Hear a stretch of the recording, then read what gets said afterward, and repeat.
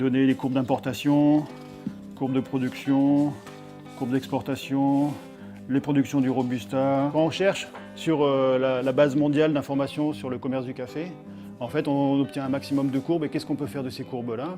Et ben, du coup, on va dire, est-ce que je peux créer une tasse à partir de ça?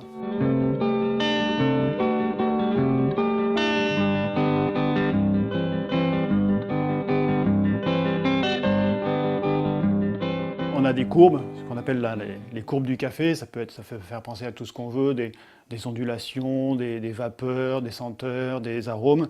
Mais en même temps, en fait, ce que ça représente sont les courbes de formation des prix du café ou les courbes d'exportation, les courbes de production.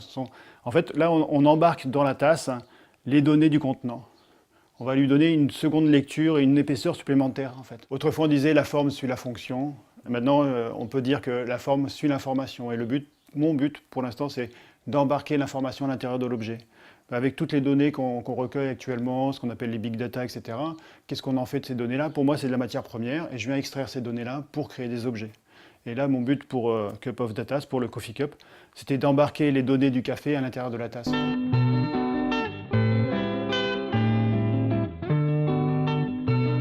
Jusqu'à présent, à Limoges, quand on crée une tasse, c'était plus pour accompagner un service. On était très attentif à la forme extérieure, à la forme de l'anse, à tout un tas de choses comme ça. Et là, ça nous apprend un petit peu à s'adapter aux nouveaux modes de consommation, avec aussi les lignes intérieures pour que ça mousse, pour que ça reste chaud.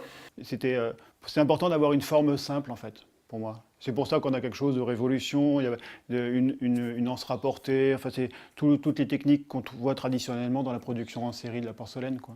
On crée une tasse, on va partir, le profil est vraiment le même partout. S'il fait 2 ou 3 mm en haut, il va faire après 3 au maximum ou 4, mais alors que là, ici, on a vraiment beaucoup d'épaisseur.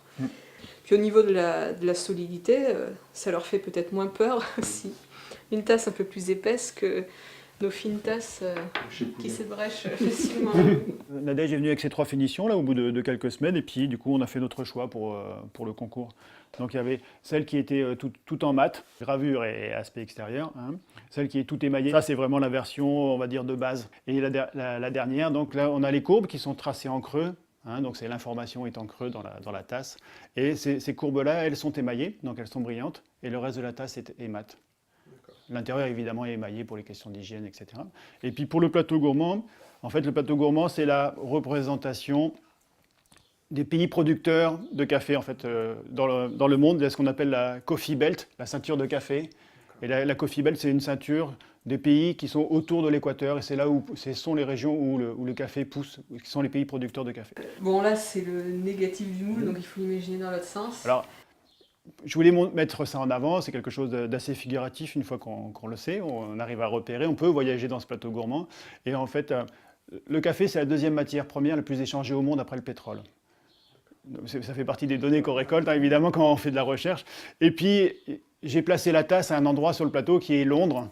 Et en fait, c'est la Bourse mondiale d'échange du café. Donc du coup, là, sur ce plateau gourmand, vous avez en fait tous les circuits cachés qu'on ne verra pas, qui sont les circuits du commerce de café. Depuis les lieux qui produisent la matière première jusqu'aux lieux qui échangent que de la matière monétaire. C'est utiliser la masse de données, on la broie, on la mixe, on la mélange et on se retrouve avec un objet en fait. Voilà, c'est l'information qui fournit, qui crée le design, c'est l'information qui va créer l'objet.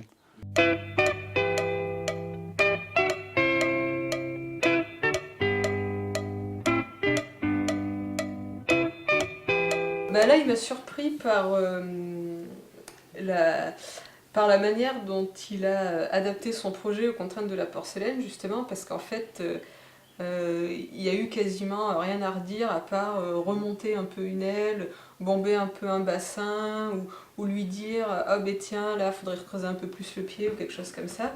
Mais sinon, au niveau fabrication, il avait bien retenu toutes les discussions qu'on avait pu avoir auparavant, donc j'ai pas eu grand chose à faire. On a mis au point vraiment bien une tasse, et après, une fois qu'on a eu trouvé les astuces pour cette tasse, on l'a déclinée sur les autres pour être sûr de ce qu'on faisait. On avait la contrainte de l'intérieur qui là est imposée pour le concours, et qui du coup n'est pas du tout la même forme que l'extérieur. Donc forcément, entre les deux formes, on a un vide à combler, qui se comble avec de la matière et qui fait que la tasse est plus lourde.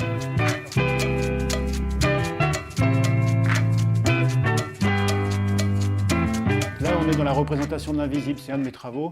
Un des axes de recherche, c'est comment faire pour représenter l'invisible, tout ce qui ne se voit pas en fait. Le sentiment, je m'en fous. Moi, ce qui m'intéresse, c'est la géométrie, la mathématique, comment embarquer ça, et du coup, créer quelque chose de beau avec la géométrie. On peut faire passer de l'émotion avec de la géométrie ou avec des informations, et là, c'est le cas.